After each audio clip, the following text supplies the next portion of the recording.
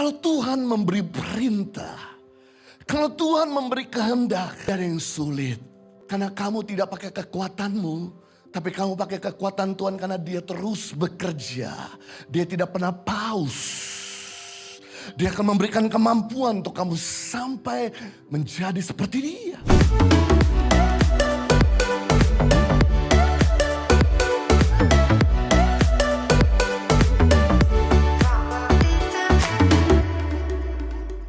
Yang pertama, jenis kehendak Tuhan yaitu kehendak Tuhan yang berdaulat. Kehendak Tuhan yang berdaulat ada 3. Yang pertama, menjadi seperti Kristus. Inilah kehendak Tuhan yang berdaulat, kehendak Tuhan yang hakiki, kehendak Tuhan yang bukan pilihan, tapi kehendak Tuhan yang merupakan keharusan untuk Anda kerjakan, karena ini tidak bisa dibantah, karena ini gak bisa disangka.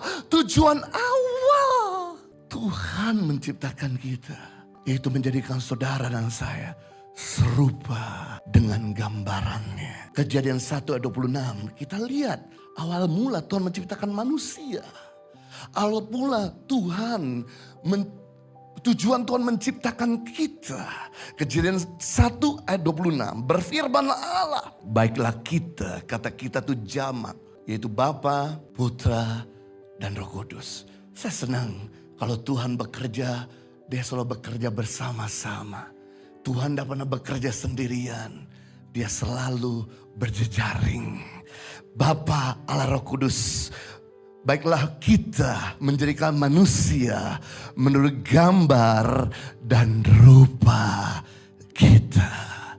Tujuan kehendak Tuhan, agenda Tuhan yang hakiki, yang tidak bisa terbantahkan buat setiap kita, yaitu menjadi serupa dengan Kristus. Kata gambar dan rupa Tuhan artinya gini, sama karakteristiknya. Kata gambar dan rupa Tuhan artinya sama sifat. Kata gambar dan rupa Tuhan artinya sama kualitasnya. Kata gambar dan rupa Tuhan artinya sama nilainya. Jadi ini merupakan purpose Tuhan di awal penciptaan untuk manusia, bahwa manusia harus sama kualitasnya dengan Tuhan, sama nilai dengan Tuhan, sama sifatnya dengan Tuhan, sama moralnya dengan Tuhan. Bapak Ibu, goal daripada kekristenan itu bukan meraih cita-cita kita, tapi goal daripada kekristenan meraih cita-citanya Tuhan. Maka Tuhan lebih tertarik kepada karakter daripada kepada karisma. Memang karisma menghantar kita ke puncak, tapi karakter kamulah mempertahankan ada di puncak. Banyak orang yang tadinya mengenal kami waktu kami masih belum melayani di gereja, artinya belum jadi gembala. Mereka menganggap kami orang kecil, orang biasa, orang sederhana. Tapi begitu istri saya mulai dikenal, mulai viral, mereka berkata, mereka sebetulnya belum siap untuk mereka ada di atas. Orang bisa berkata apa saja, tapi saya beritahu, yang namanya agenda Tuhan itu gak bisa dihalangi sama manusia. Karena Tuhan sudah berkata, kalau aku sudah mengangkat, tidak ada seorang pun dapat menurunkannya.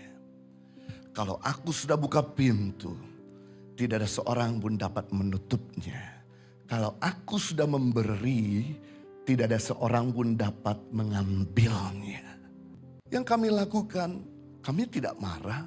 Yang kami lakukan adalah kami bangun karakter.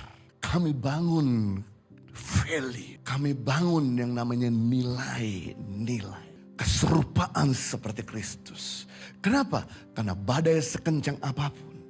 Tapi kalau kita punya tujuan menjadi seperti Kristus, orang mau berkata buruk apa saja terbantahkan. Dan mereka akan berkata, tidak tuh, tidak seperti yang kamu katakan.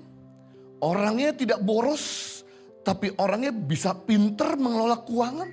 Tidak tuh, orang itu tidak sombong, justru orang itu rendah hati.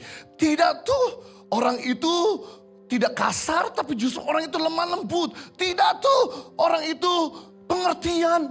dan lain sebagainya. Semua perkataan manusia yang buruk bisa dibantah ketika kamu mirip seperti Kristus.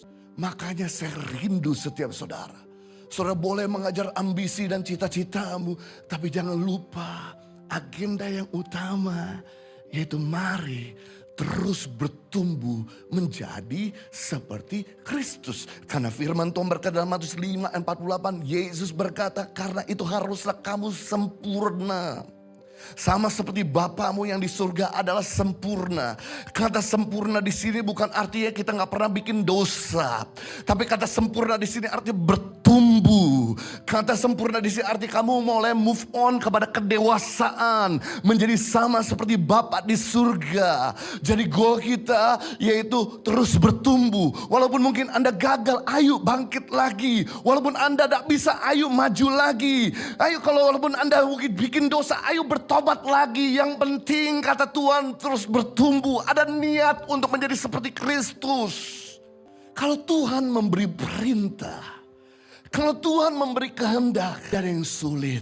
Karena kamu tidak pakai kekuatanmu, tapi kamu pakai kekuatan Tuhan karena Dia terus bekerja.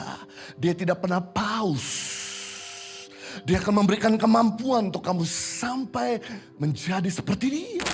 Impact Community Indonesia mengadakan 4 kali ibadah onsite setiap hari Minggu pukul 9 waktu Indonesia Barat, pukul 11 waktu Indonesia Barat, pukul 13 waktu Indonesia Barat, dan pukul 15 waktu Indonesia Barat di MOI, Mall of Indonesia Kelapa Gading lantai P3. Ibadah pertama hingga ibadah ketiga disertai ibadah anak dan ibadah remaja. Pastikan kehadiran Anda